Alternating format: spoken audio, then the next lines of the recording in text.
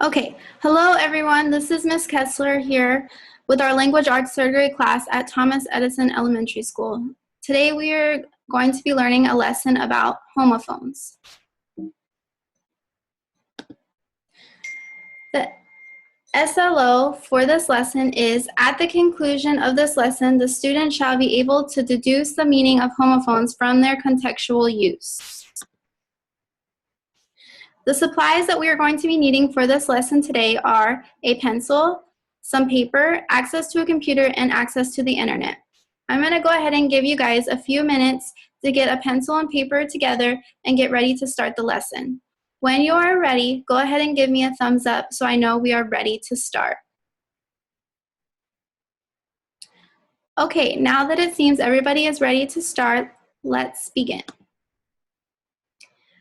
Let's go ahead and take a look at these words that I have in pairs here up for you.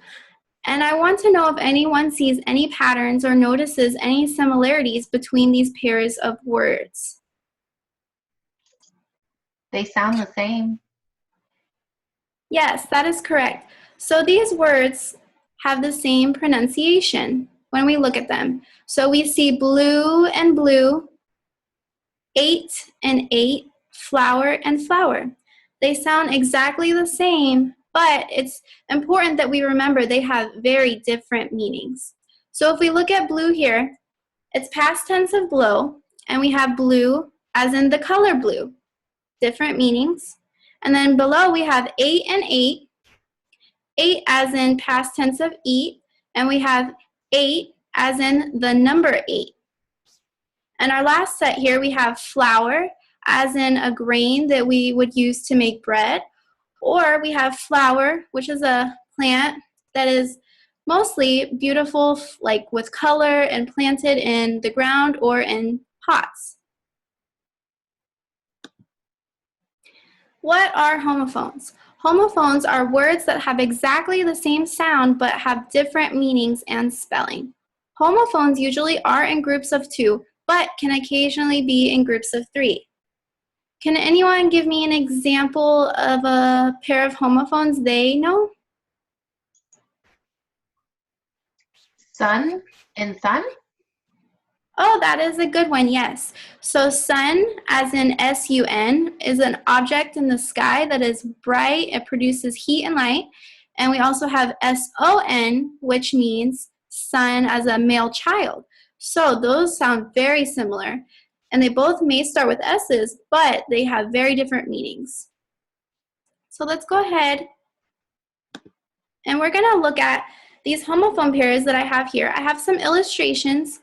So let's see. Here we have a boy and he's eating a hamburger. So that is ate, A-T-E, past tense of eat. He ate the hamburger. And we have over here ate, E-I-G-H-T, which is showing the number 8. And down below we have flour, which is again a grain that is used to make bread. And then we have flower, which is a plant that is normally grown in the ground or in a pot. So these are very similar and have sound. These sound the same, but have very different meanings. It's important that we understand the meanings of these words so that we can construct sentences using them in the correct meaning.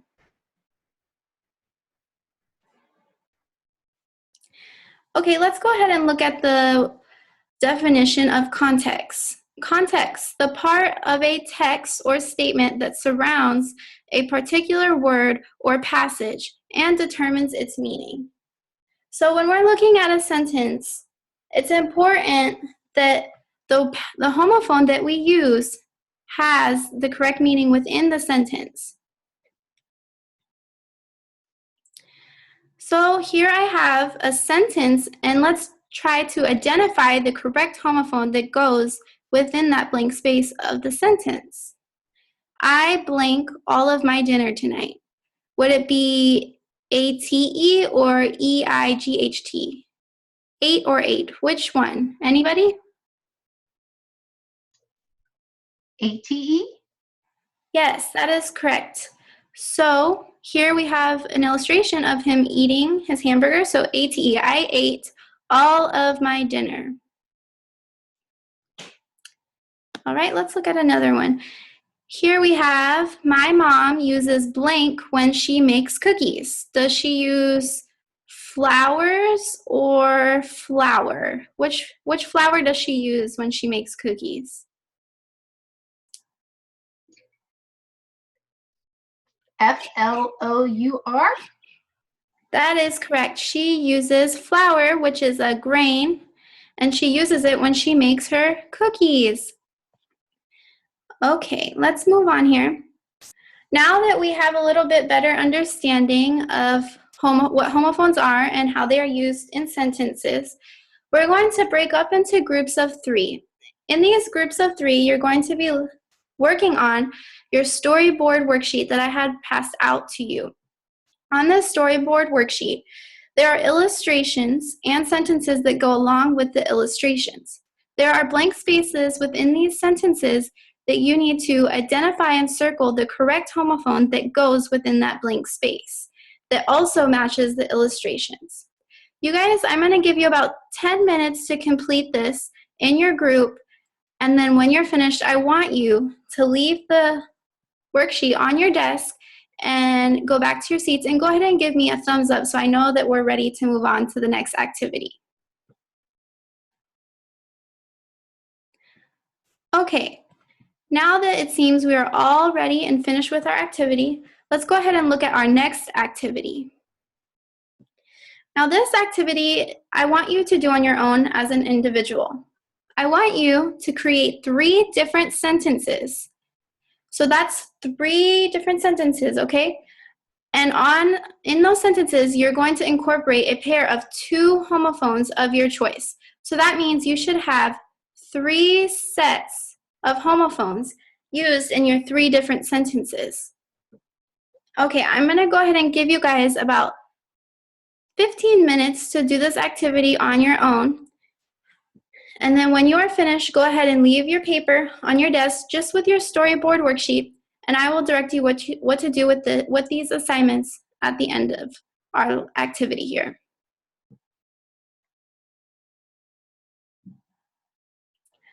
Okay, now that it seems everybody is finished with their activity, let's go ahead and review. I'm going to go ahead and show you an example of a sentence that I constructed using 2 homophones in the same sentence. The 2 homophones that I picked were blue and blue. So the sentence I constructed was, the wind blew strong in the blue sky. Then I went ahead and added 2 illustrations that also show the meaning of the homophones. So blue is the past tense of blow, so I have a cloud blowing wind or blue. And then I also have blue, which means the color blue, which is shown in the blue clouds. Does anybody have an example of a sentence using 2 homophones that they would like to share? I do.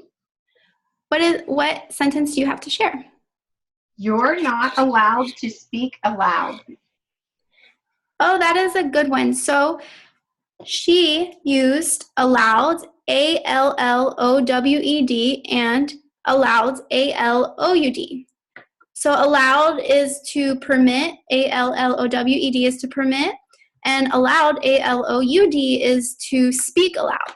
So she constructed her sentence with 2 homophones that use the correct meaning. So that was a very good example. All right, now that we finished our lesson here, let's go ahead and wrap up.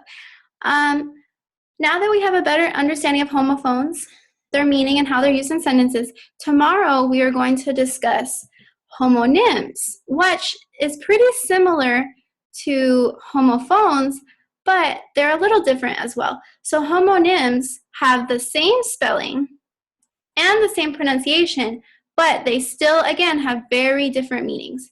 And we're going to go ahead and learn more about that tomorrow.